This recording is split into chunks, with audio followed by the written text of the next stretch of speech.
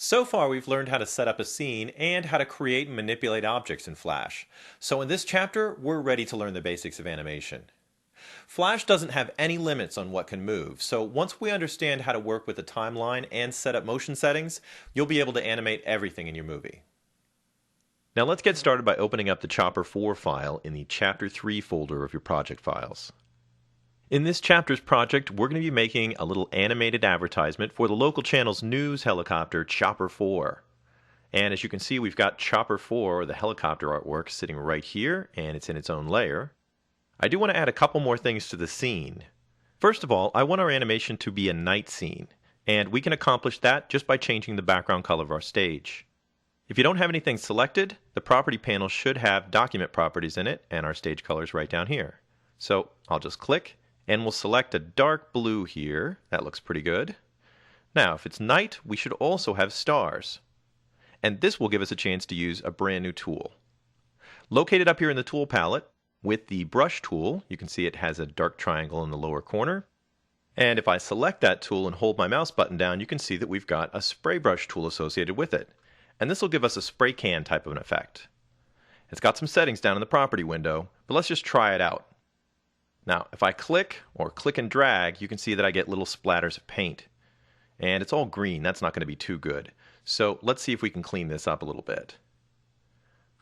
I'll go back and select what we've drawn, and you can see that that gets dropped in as a group. So let me delete that. I've got another one in there. So I'll delete both groups. And first of all, we really should be organized, so let's make a layer for our stars here. I'll create a new layer with my new layer button at the bottom of the timeline window. And we'll go ahead and name that stars by double-clicking on the text. Now, let's select our spray can tool and let's change some of the settings.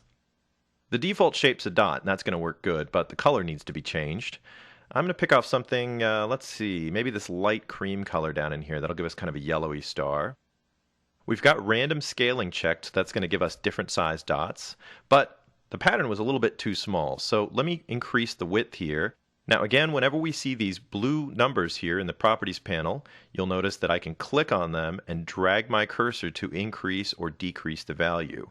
I'm going to bring this up to somewhere around 300. That's the height of our image, so that should be pretty good. I'll do the same for the height. There we go. And we've got our stars layer as the active layer, so I should just be able to go and spray some stars in. I'm going to go up towards the top here and do kind of a quick movement. And there we go. A nice smattering of stars. They're on top of the helicopter though, so let's fix that by just moving our stars layer down below the Chopper 4 layer. Now I also wanted a little foreground element, so let's add some buildings so that we get a little city skyline here. Of course, we need a layer for it. We should keep things organized, so I'm just going to create a new layer. We'll name that one Buildings. And it just so happens, with our Deco tool that we saw in our last chapters, that we also have a building brush available to us. Now this one's kind of interesting. You don't get to use it very often, but it's pretty easy, and it's kind of like the tree brush. All we need to do to use the building brush is just click and drag. Now, I've got it set for random buildings, and I'm using the normal building size. Let me just scroll down here a little bit so that we can kind of see the bottom of our stage. And I'm going to start by dragging out a little building. And there you can see, I'll just drag another one next to it. And each time the building brush just adds different random buildings with colors and patterns on them and puts a top on it.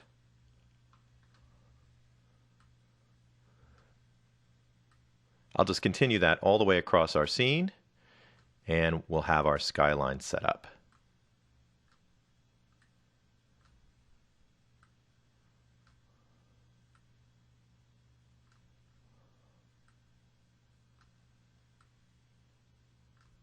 There we go. Now it should be pretty easy to select all these buildings, even though there's a lot of parts to them, because we can just click on the buildings layer and then all the pieces get selected. To make sure everything stays together, I'm going to go over to the Modify menu and I'm going to group these ones. And that way we won't be able to grab a single part of the building and mess things up. I can also drag this down a little bit so that it's just covering the bottom of our stage. Now, if we don't want to accidentally select either one of these two layers and we're done with them, we could go ahead and lock the layers. We can still work up in the timeline window, but we won't be able to select either one of those elements on the background.